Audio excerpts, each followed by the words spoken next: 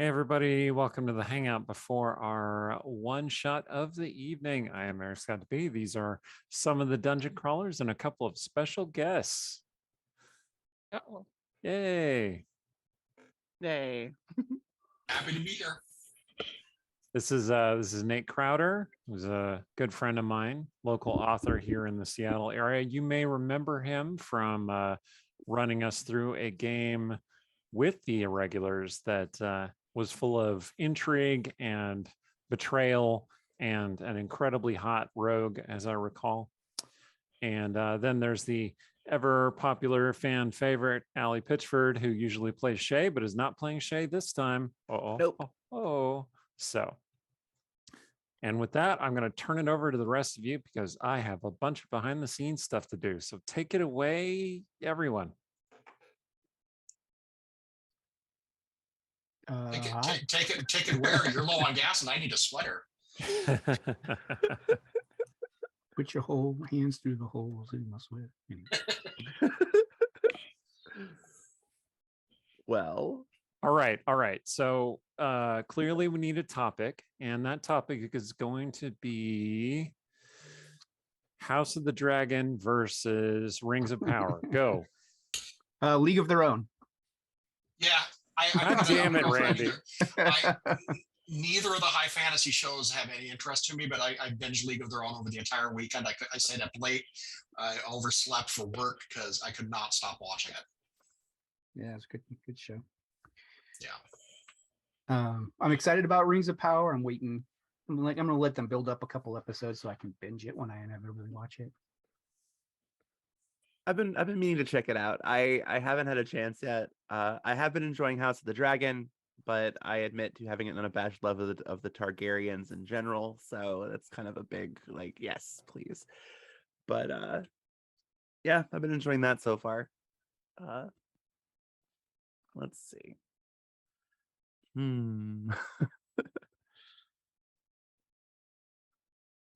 Yeah, She-Hulk. She-Hulk's been fun.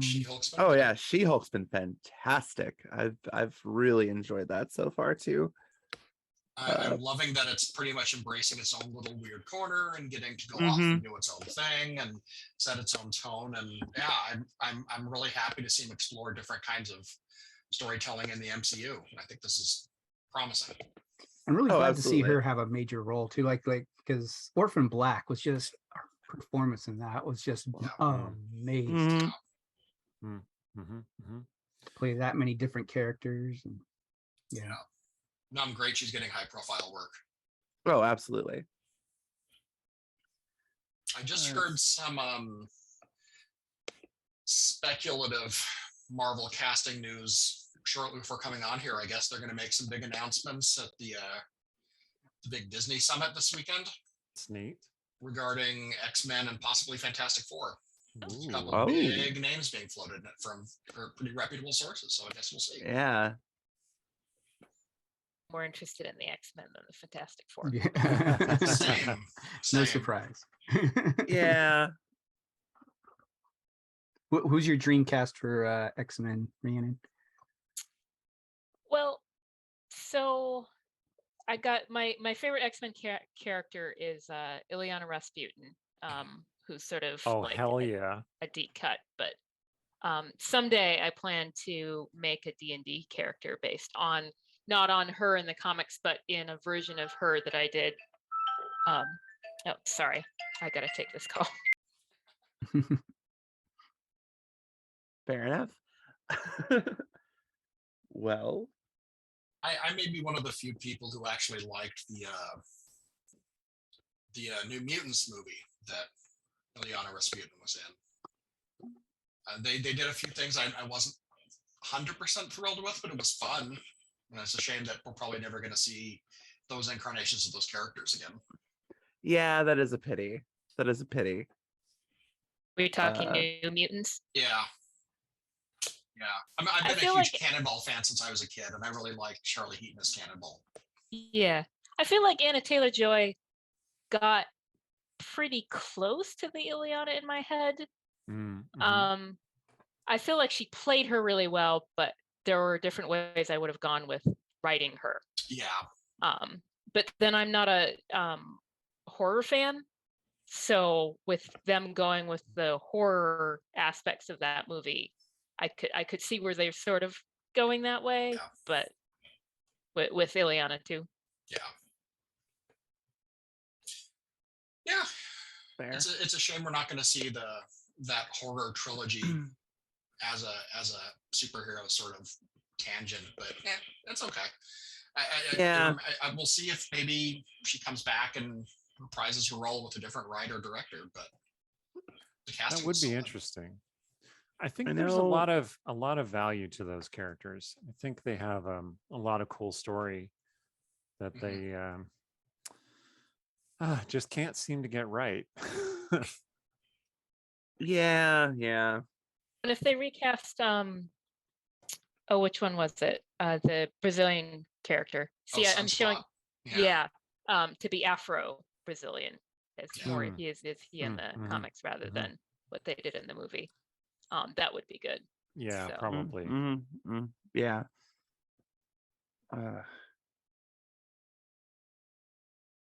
I think as far as adaptations go, I had a chance to watch way too many movies on my flight back from the UK.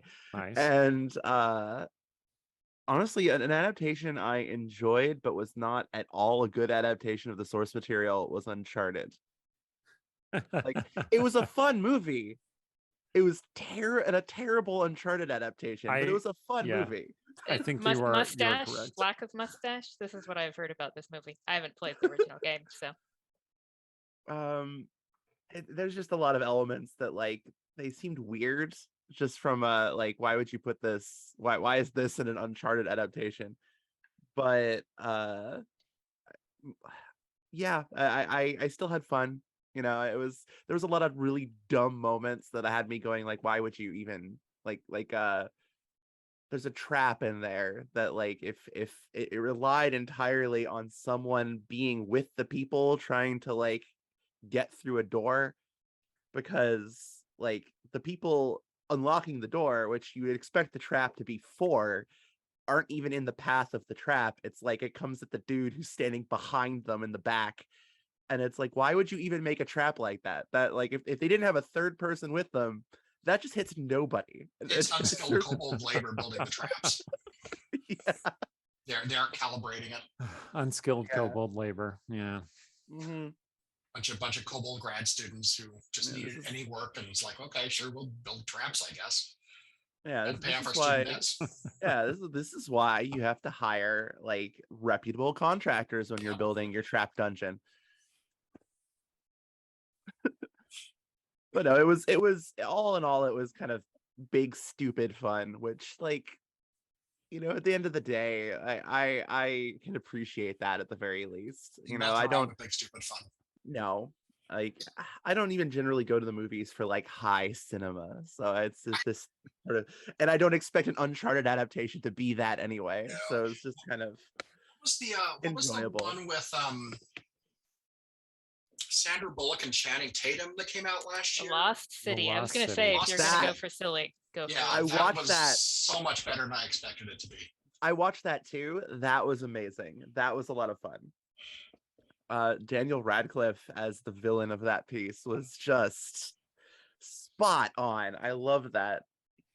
He Daniel did such a Radcliffe good out job. there living his best life. It's like, oh, okay, He I've got this really Harry Potter is. money. I'll just make fun stuff now. Mm-hmm.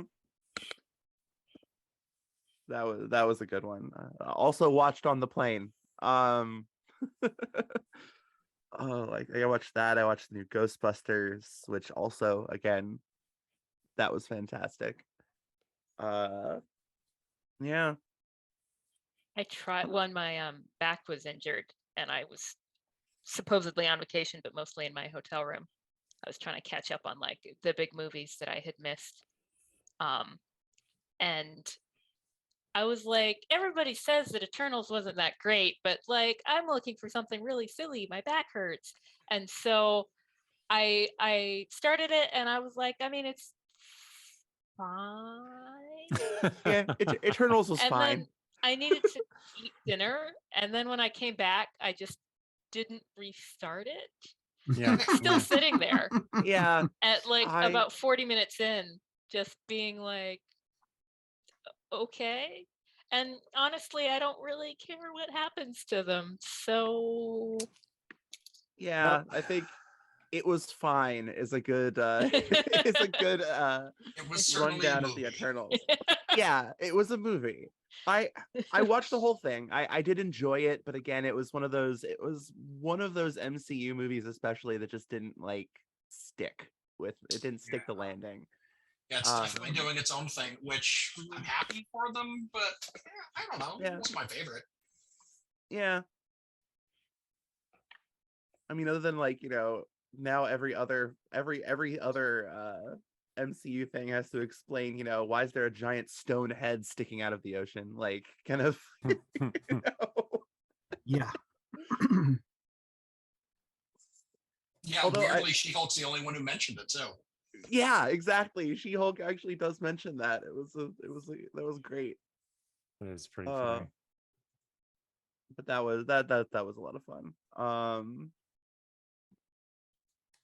It also brings up some weird like there's some weird interactions with some of the various like ways that the MCU by itself presents deities, because you've got like the Eternals who are all basically like presented as the origin of these deific myths, but then you have like the whole Thor approach where it's like, oh, but they're actual people, but they're like aliens with technology that can be mistaken for magic. And then you got whatever the hell's happening over in Moon Knight, where you've got actual like Egyptian deities beating the crap out of each other, kaiju style. Let's not think about it too hard. Yeah. Which, like, I love Moon Knight, don't get me wrong. Oh, yeah. That was fantastic. It's just like, wait. Oh. And then like the implication, I haven't seen Love and Thunder yet, but just the implication that wait, see, they're but Love and Thunder, it made me so torn inside, because like it so perfectly sort of I felt the same way about Ragnarok. That B. Dave said it on Twitter. It's like having your foot on the gas and on the brake at the same time, with the humor, where there's a funny moment and you can't like actually get the emotional truth from the characters because it's being funny. So it's tension and reducing the tension through humor, and tension reducing the tension through humor, and it's like the engine is like revving. And I found that in Ragnarok, and then it seems like more people felt that in Love and Thunder. And I sort of came out of Love and Thunder being like, I wanted to feel something, and not have Fair. to have the like joke step on it. Joke's always going to step on it, Rhiannon. Always going to step. I was a huge fan of that run of comics that they borrowed from. That was really one of my favorite Thor run of comics. I thought it was really, really solid. And I understand why the movie is telling that story from the Thor Odinson perspective as opposed to the Jane Thor perspective. But the way that they minimized the cancer storyline for her and yet still included it really just... I've known way too many people with cancer. I know too many people who have cancer now, and I wasn't in the mood for it to be introduced and then just dismissed so easily. Yeah. So I'm like, yeah, maybe I'll wait till this is on streaming and I'll watch it then. I don't need to see the theaters. Yeah, we meant to go see it in theaters, but I think at this stage we're waiting. We're just waiting for it to pop up on Disney Plus. Tomorrow, I think. It's either tomorrow or Friday. Okay. Yeah. But yeah, the thing that struck me is some of the gods presented in Eternals are from the Greek pantheon, but then you've got the Greek pantheon showing up in Love and Thunder, and I'm like, how does this work? How are we doing this here? But I think it's probably I'm gonna have to fall into the same approach as I do with anything involving like the Fate anime franchise, which is don't worry about it. Yeah. Yeah, I think at a certain point they've loosened up their continuity, and I'm okay with that. Yeah. I find it weird that all of the little tiny drops and nuggets we're getting from She-Hulk was like, oh, they're introducing Wolverine and She-Hulk just by like a weird mention on the sidebar of the webpage. It's like, okay, I don't know if that doesn't feel like it was a Kevin Feige thing. It feels like we're going to throw it in and no one's going to notice it until it shows up on Screen Crush, like the day after the episode airs. I mean, not to spoil anything, but I have an insider track, and I heard that Luke Skywalker shows up in the final episode Sweet. of She-Hulk. So That sounds reasonable. Seems legit. Seems legit. Well, I mean, the Star Wars universe gave a big FU to continuity from what I've heard. I haven't watched the ObiWan series, but I couldn't finish it. We kind of stopped watching, and it wasn't for lack of quality. I was enjoying what I was seeing, but Okay, just okay, I watched it. Okay, I watched. the last episode is real good. It Real is. good. Real good. I just wanted to say I watched it and didn't see any particular FUs to direct FUs to continuity. Anyway, they might have okay. played with that a little I bit. mean, but I'm more online than I should be, and I thought on Twitter, because on Twitter, like, there's the level of like people are complaining about things that sort of shows more about the person complaining than the thing they're complaining about, like, Yeah. casting in Lord of the Rings. But there seemed like there went somewhat by as far as like Obi-Wan continuity with like his showing up in the movies, that where it was getting kind of convoluted and hard to match together. But I don't give a crap. If when I also don't watch it, care. I Yeah. won't care. So yeah, if it's a Yeah. fun story, I'm Exactly. not really that picky. The only issue that I saw people, the main issue I saw people complaining about was like, well, you said that the last time they met it was this, but it's like, well, no, it was super vague in the original movie. Like, he just said the last time we met, I was but a learner, blah blah blah. It's no, like, it's very vague and indistinct, and like, you can absolutely take it from a certain point of view. Yeah. So really what you should watch is Jill Barrett's analysis of the Obi-Wan Darth Vader fight in that series, because she makes this really great case for connecting the two series. Mm-hmm. And it's really good. Also, you should just watch her videos all the time, because she's they're really good. cool. Agreed. I don't know how. I will share a link with you. Yeah, I don't know why people get so fussed about continuity. Like, I mean, especially when you're dealing with franchises that have different writers and different creators Yeah. and different, like, I mean, like, even like something like Dresden Files, which is just, one author writing a really long series. Like, obviously he thinks of things later on in the books and that are cool and he wants to do, and maybe that doesn't quite align with something that was 15 books back. Yeah. And there are people who will nitpick Well- it, and it's like, I'm the creator, you know what, I did it because it's fun and it's cool, and just deal Yeah, with it. well, there also seems to be a common, people seem to mix up the idea of a retcon with a recontextualization, because like there's a lot of times where we find like the new details are introduced later that do change the context and meaning of a thing that happened in the past, Yeah. but it doesn't actually change the thing in the past. Like, it's yeah, that, and they treat like any retcon of any sort as a bad thing always, and it's like, I get so tired of that mentality. Like, if it makes it better or makes it more interesting, then who cares? Sometimes things could be improved, Absolutely. Or like, you look back at a thing and go, that didn't age well, so we retcon that and make sure and pretend that didn't happen, because that's a retcon, pretending it didn't happen at all. With like the loss of physical media and stuff and streaming and things like that, like, I wonder if we're going to reach a point, like, George Lucas has redone the original Star Wars. How many times has he gone back and re-edited it, re-edited it, 3, and I think. CGI'd it, and Yeah.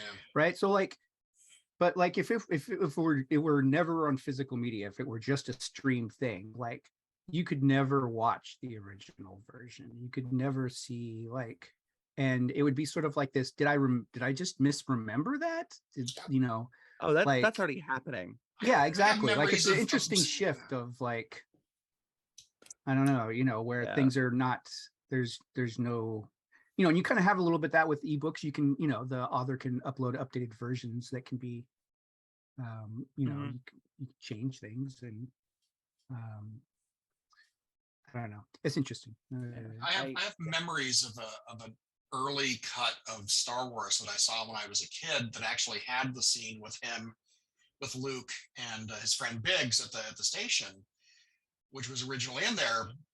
But looking back, I'm not sure if I actually saw that or if I read a comic book adaptation of it, and that's what I'm remembering. Hmm. Because I know that it existed in there in some way, but it's never been, but if it was there, it was cut, before it Yeah, ever it got to was- video. Yeah. Because I've heard about it. They've shown like clips of you can find clips of the actual cut footage on Yeah. the internet, I think now. But yeah, it's I guess as I- long as, oh, sorry, go ahead. Oh, I was just gonna say, and I can't remember what there was actually a thing recently with like in the last year or so with a streaming series where they actually caught some flack because people had gone back to rewatch it and some of the scenes had been changed or something, and it was I think they did that with one of the MCU shows. it one of the MCU? Yeah, I I think couldn't remember if it was them or something Netflix. super minor, Mhm. like a Starbucks cup in the back of a House of the Dragon scene or something like that. God, yeah, the Starbucks cup in that Game of Thrones episode. Oh my god. They're everywhere, man. I mean, yeah. Like a White Walker mocha, and Yeah. Yeah. Okay. So I think I've got everything set. I think. Uh-huh. We'll see how it goes. Oh crap, I need to get the music going. And don't let it stress you, Eric. If it doesn't work, we are mean, good at a I theater of the mind for sure. I've never played a warlock before, so Yeah. I'm gonna be like thrashing around. It'll give you plenty of time to move tokens and all. I wouldn't worry about it. I wouldn't worry I- about it too much. Don't worry I about it. saw this character for the first time late morning, and that's going to be fun. We're going to see. Okay. Full Oh. confession. This afternoon, I went ahead and I looked at the character sheet and I created a spreadsheet of all of the possible actions that I could take so that I was Andy. prepared. Like, Stop showing us up, teacher's pet. Yeah, in contrast, I picked my character last night and have not looked at it since. So I don't know what I can do. Well, I did flip through it because I usually play sorcerers and I'm like, where are my spell slots? I don't see any spell slots. Well, there's 2 there, but where are my other spell slots? So that's gonna be my weird awakening playing a warlock. I Yeah, have to remember to actually like unfortunately. hit things with weapons. yeah, I didn't realize. I mean, I kind of realized it peripherally, like I was aware of, like Cecilia's limitations early on, but like how few spell slots like warlocks get and how I'd considered Yeah. like my next character being a warlock, but I don't know. Maybe I'll have to consider. yeah. See, I can handle the warlock thing. The paladin's thing's going to throw me tonight. So Oh yeah, Mm. no, mine's interesting because I am 2 things. I am Well, warlock yeah, and something. Yeah. yeah. Same, like 3 levels of warlock. Sure, okay, fine. I can deal with 3 levels of warlock. 5 levels of paladin. That's Yeah. going to be tricky. It kind of reminds me of one of the early pitches when Eric and I were bandying ideas around for Grey Mantle, because I think one of the early pitches was it's just warlocks all the way down. all Like, the way down. I made a meme out of it actually. That thing with the astronaut looking at Earth and it's like, wait, it's all warlocks? It always was.